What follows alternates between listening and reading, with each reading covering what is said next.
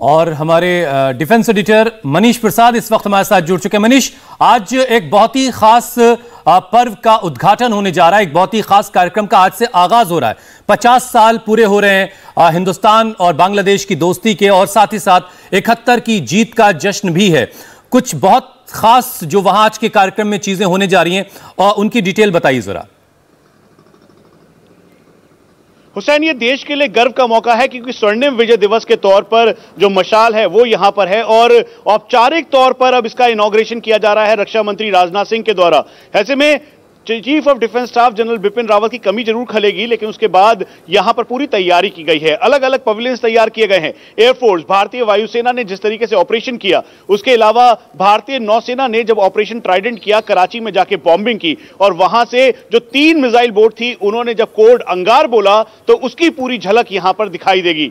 ढाका में उस race course ground के अंदर जब 93,000 सैनिकों ने सरेंडर किया, उस दौरान कर्नल ओबराय से लेकर जो सीनियर ऑफिशियल थे वो यहां पर है, उसकी झलक दिखाई देगी। और मुजीबुर नगर की झलक यहां पर दिखाई देगी, जहां पर शेख मुजीबुर रहमान ने सबसे पहले वहां पर ओथ ली।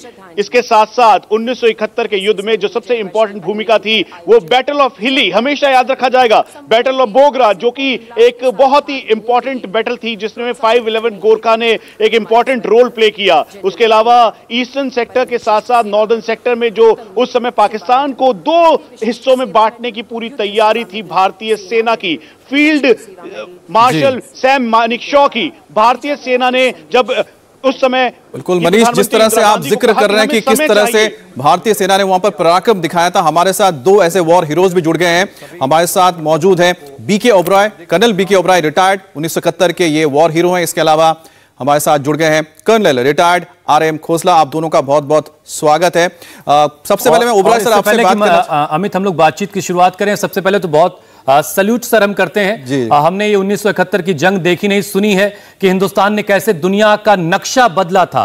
एक मुल्क उभरा था जिसका नाम था बांग्लादेश, और इसकी बुनियाद भारत के हाथों रखी गई थी, और आप उस जंग के हीरो हैं, और हमें बहुत खुशी हो रही है कि आज आप हमारे साथ जुड़े हैं। अमित, शुरुआत कीजिए आप, और जनरल बिपिन रावत का संदेश सुनिए।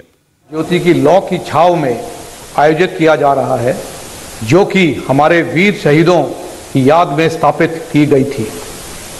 हम सभी देशवासियों को इस विजय पर्व के जश्न में सम्मिलित होने के लिए आमंत्रित करते हैं। अपनी सेनाओं पर है हमें गर्व, आओ मिलकर मनाएं विजय पर्व। जय हिंद।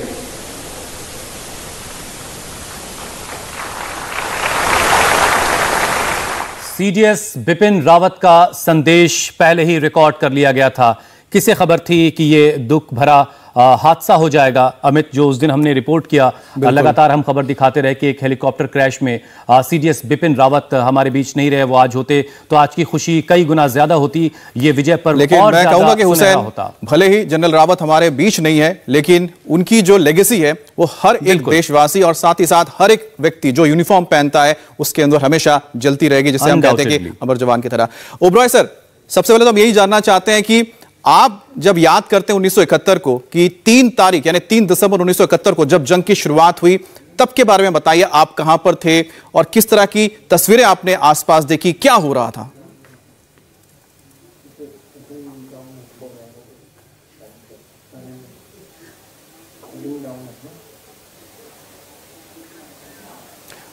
ओबराय सर, आपको मेरी आवाज मिल रही है? हाँ, सुन रही है, बिल्कुल सुन रही है। ओबराय सर, हम यही जानना चाहते हैं कि 3 दिसंबर 1971 को जब जंग की शुरुआत हुई थी, उस वक्त आप कहां पर थे? हमें जरा बताइए उस वक्त किस तरह का माहौल था, क्या तस्वीर थी?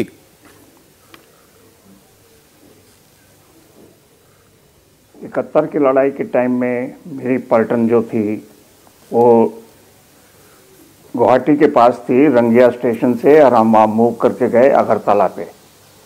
अगरतला में हमने काफ़ी डिवीज़न के लिए काम किया, ऑपरेशन थिएटर्स वगैरह बनाए, ऑप्स रूम वगैरह बनाए, डिफेंसेस तैयार की, और ये काफ़ी पहले हो गया था क्योंकि अंदेशा था कि जो रिफ्यूजीज़ आ रहे हैं पूरे बाहर लाखों के तादाद में इंडिया में एंटर कर रहे हैं, उनके लिए कुछ ना कुछ करना पड़ेगा। तो ये भारत सरकार की, उस वक्त इंदिरा गांधी जी की चाहत थी कि हमें इसे किसी ना किसी तो रोकना पड़ेगा और शायद इन्हें इसके लिए हमें लड़ाई भी लड़नी पड़े। चारों तरफ यही माहौल था, लाखों के तादाद में लोग आ रहे थे और 3 दिसंबर को हमने जब ये अटैक किया बांग्लादेश के ऊपर, तो सबसे पहला मैसेज मुझे जो वायरलेस पे मिला वो थोड़ा ठीक नहीं था कि मेरे पिताजी की देहांत हो गया दिल्ली में, और मेरे कमांडिंग ऑफिसर ने बोला कि आप छुट्टी पे जाएं। मैंने कहा मैं छुट्टी पे नहीं जाऊंगा, मैं पूरा लड़ाई लड़ने के बाद अगर मैं जिंदा रहा तो घर जाऊंगा, नहीं तो मैं तिरंगे में लिपट के जाऊंगा। मैं सर, क्या बात, सैल्यूट सर आपको। मना कर दिया मैंने, बैटलफील्ड। सर ये बात सुन के मेरे रोंगटे खड़े हो रहे हैं, और वाकई यही वो जज्बा है जिसे एक सैनिक का जज्बा कहा जाता है, जिसका आपने उस वक्त मुजाहरा किया, जिसको आपने उस वक्त अपने आत्मसात किया। आगे आप अपनी बात प्लीज कंप्लीट कीजिए। हम लोग त्रिपुरा से चांदपुर होते हुए ढाका की तरफ बढ़े। चांदपुर में हमने काफ़ी लड़ाई लड़ी सैनिकों के साथ, पाकिस्तान के साथ, उसमें हमें विजय पाई। और एक बहुत बड़ा हादसा हो गया कोर ऑफ इंजीनियर्स के बच्चों के साथ, मेरे सैनिकों के साथ, मेरी पलटन के साथ, कि हम ब्रिज बना रहे थे और ब्रिज बनाते बनाते रात को जो पाकिस्तानी सैनिक थे वो मैनामती कंटोनमेंट की तरफ जा रहे थे। उन्होंने हमारे सैनिकों के ऊपर जो ब्रिज बना रहे थे उनके ऊपर फायरिंग की और उसमें हमारे कुछ जवान जो थे इंजीनियर्स के वो घायल हुए और कुछ मर गए।